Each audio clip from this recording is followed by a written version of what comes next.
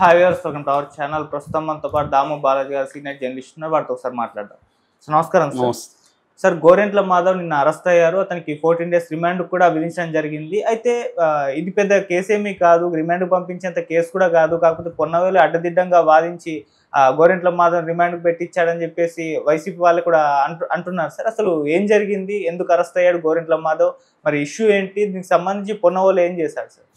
చేబ్రోలు కిరణ్ కుమార్ అనే ఒక ఐటీడీపీ తెలుగుదేశానికి సంబంధించిన సోషల్ మీడియా వింగ్లో పనిచేసే చేబ్రోలు కిరణ్, నిన్న మనం వీడియో కూడా చెప్పుకున్నాం. ఆ అబ్బాయి భారతిరెడ్డి మీద అనుచిత వ్యాఖ్యలు చేశాడని ఆ అబ్బాయిని ఇబ్రహీంపట్నంలో సెల్ ఫోన్ ట్రేస్ చేసి పట్టుకొని వచ్చారు. పట్టుకొని గుంటూరుకి తీసుకెళ్తున్నారు అబ్బాయిని. అది ఆ విషయం తెలిసిన మన గోరంట్ల మాధవ్ గుంటూరుకి తన అనుచరులతో పెద్ద ఎత్తున వచ్చి అక్కడ ఎస్పీ ఆఫీస్ ఎదురుగానే అతన్ని కొట్టడం, అక్కడ ట్రాఫిక్ దీంట్లో సిగ్నల్లో ఆగినప్పుడు అతను వచ్చి దాడి చేసి పిడిగుద్దులతో కిరణ్ గుద్దాడని, అడ్డొచ్చిన పోలీసుల్ని కూడా తోసేశాడని, కానిస్టేబుల్ కూడా గాయాలయ్యానని చెప్తున్నారు. ఈ క్రమంలో ఒక పోలీస్ ఆఫీసరు ఇతన్ని కూడా చంపదెబ్బ కొట్టాడు అనేది చెప్తున్నారు. ఇదంతా వీడియోల్లో కూడా వచ్చిందన్నమాట. సో దీంట్లో ఒక కానిస్టేబుల్, ఇతను తోసేసినప్పుడు గాయపడిన కానిస్టేబుల్ నగరపాలెం పోలీస్ స్టేషన్లో కేసు పెట్టాడు. ఇట్లా నన్ను ఇది చేశారని. సో హత్యాయత్నం చేశారు, కిడ్నాప్కి ట్రై చేశాడు అన్న సెక్షన్లు పెట్టారు. ఈ రెండు కూడా నాన్ బెయిలబుల్ అండ్ దాని ఏమంటారు కాగ్నిజబుల్ అంటే కోర్టు పర్మిషన్ లేకుండా అరెస్ట్ చేయొచ్చు, నాన్ బెయిలబుల్ అంటే బెయిల్ రాదు. సో ఈ రెండు సెక్షన్లతో పాటు ఇంకా వేరే కూడా పెట్టారు. సో ఇతనితో పాటు ఇంకొక 5 మందిని కూడా, ఇతని అనుచరులను కూడా పోలీస్ కేసు పెట్టారు. Court special mobile court Guntur దాంట్లో ప్రవేశపెట్టారు. ఇతని తరపున 2 అడ్వకేట్లు, పొన్నవోలు సుధాకర్ రెడ్డి, తర్వాత మనోహర్ రెడ్డి అని 2 అడ్వకేట్లు వాదించారు. ఇటు గవర్నమెంట్ తరపున పబ్లిక్ ప్రాసిక్యూటర్ వి సౌరి, పవన్ కుమార్ వీళ్ళిద్దరు అటెండ్ అయ్యారు. సో దాదాపు 4 గంటల పాటు వాదనలు జరిగాయి. సో 4 గంటలు పొన్నవోలు ఏదో మతిలేని వాదనలంతా వినిపించాడు అనే ఒక వార్త వైరల్ అవుతుంది. పొన్నవోలు కానీ కరెక్ట్గా ఆర్గ్యూ చేస్తుంటే, ఎందుకంటే అతను కొట్టిన విజువల్స్ ఏమీ లేవు అక్కడ. వెళ్ళి అతని మీద ఆగ్రహంగా వెళ్ళాడు. ఎందుకంటే తమ నాయకుడు భార్యను కించపరిచారు కాబట్టి అతను ప్రశ్నించడానికి వెళ్ళాడు తప్ప అతనేమో దాడి చేయాలనే ప్లాన్ లేదు. అతని దగ్గర ఎటువంటి ఆయుధాలు లేవు. ఇవన్నీ వాదించకుండా అతను సరిగ్గా వాదించలేదు. ఈ మధ్యకాలంలో అందరు కేసుల్లోనూ ఇతన్నే పెడుతున్నాడు జగన్, అతన్ని చూస్తే అతను అడ్వకేటా అనిపిస్తుంది చాలామందికి అనే ఒక విమర్శ జగన్ మీద వస్తుంది. నేను చాలాసార్లు చెప్తుంటా, జగన్కి చంద్రబాబుకి తేడా. ఎందుకంటే వ్యవస్థల్ని, ముఖ్యంగా క్రిమినల్ జస్టిస్ సిస్టమ్, సింపుల్గా చెప్పాలంటే న్యాయ వ్యవస్థ, ఈ న్యాయ వ్యవస్థని డీల్ చేయడంలో చంద్రబాబుకి దగ్గరకు కూడా జగన్ రాలేడు. అందుకనే తన మనుషులు అనేక మంది 3 నెలలు, 2 నెలలు, నెల జైళ్ళలో ఉన్నా కూడా, సురేష్ కావచ్చు, తర్వాత నందిగామ సురేష్ కావచ్చు, తర్వాత పిన్నెల్లి రామకృష్ణారెడ్డి కావచ్చు, వల్లభనేని వంశీ కావచ్చు, పోసాని కృష్ణమురళి కావచ్చు, ఇప్పుడు ఇతను కావచ్చు మాధవ్.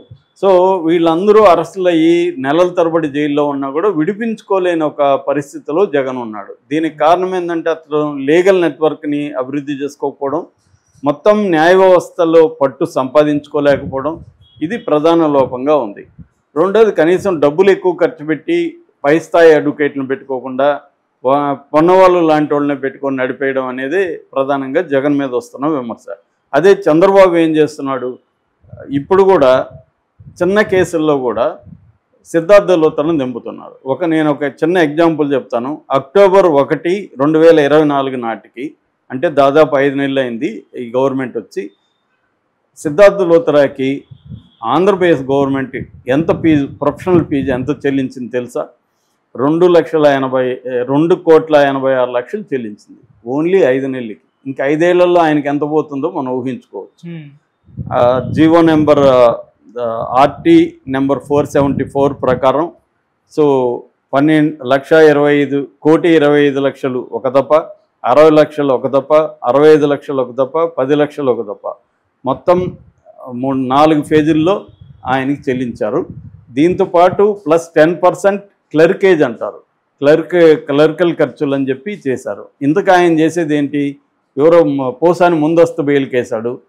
ఇక్కడున్న పీపీ ఏం చేస్తాడంటే జడ్జితో 1 minute సార్ అంటాడు. ఈ లోపల వీడియో కాల్లో సిద్ధార్థ లూత్రా ఒక 2 నిమిషాలు మాట్లాడతాడు. దానికి ఆయనకి 10 లక్షలు, 20 లక్షలు, 50 లక్షలు వెళ్ళిపోతుంది. అలాగా ఇప్పటికీ ఈ 5 నెలల్లో 2,86,00,000 సిద్ధార్థ లూత్రాకి ఆంధ్రప్రదేశ్ ప్రభుత్వం చెల్లించింది. అంటే అర్థమేంటి, ఎవరో ముందస్తు బెయిల్కి వేస్తే కూడా సిద్ధార్థ లూత్రాని దింపుతున్నాడు చంద్రబాబు.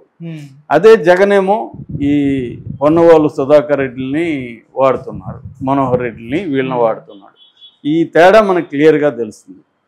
అంటే చిన్నపామునైనా పెద్ద కర్రతో కొట్టాలన్న సిద్ధాంతంతో చంద్రబాబు. రెండోది, తను క్రైసిస్లో ఉన్నప్పుడు అతను గట్టిగా నిలబడి పోరాడాడు కాబట్టి సిద్ధార్థ లూత్రాకి తన గవర్నమెంట్ వచ్చినాక సిద్ధార్థ లూత్రాని బాగా చూసుకోవాలని చెప్పి కూడా ప్రతి దాంట్లో అవసరం ఉన్నా లేకపోయినా, నిజానికి ముందస్తు బెయిల్ లాంటి వాటిలో సిద్ధార్థ లూత్రా అవసరం లేదు, కానీ ప్రతి దాంట్లో పెడుతున్నాడు. మొన్న కూడా మన సజ్జల, అతని పేరేమో సజ్జల భార్గవ రెడ్డి ముందస్తు అంటే తన మీద వేసిన కేసు కొట్టేయమని సుప్రీంకోర్టుకి వెళ్ళినప్పుడు కూడా సిద్ధార్థ లూత్రాని వచ్చాడు. కాకపోతే ఆ కేసులో మేబీ సజ్జల దగ్గర డబ్బులు ఉంది కాబట్టి ఆయన కపిల్ సిబాల్ని పెట్టుకున్నాడు, సీనియర్ అడ్వకేట్ని పెట్టుకున్నాడు.